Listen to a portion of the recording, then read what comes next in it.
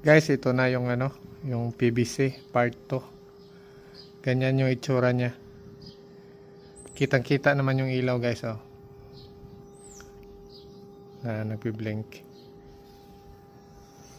Ito yung forma niya. Kita pa rin yung sticker natin dyan.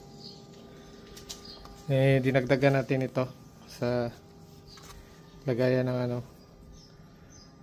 double-sided na 3M, yung heavy duty. Hindi na tayo magbubutas sa fairings. Bali, didikit na lang dito.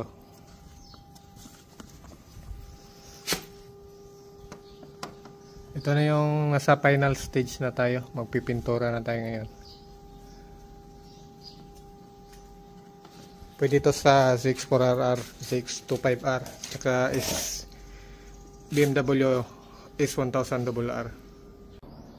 Epoxy pala yung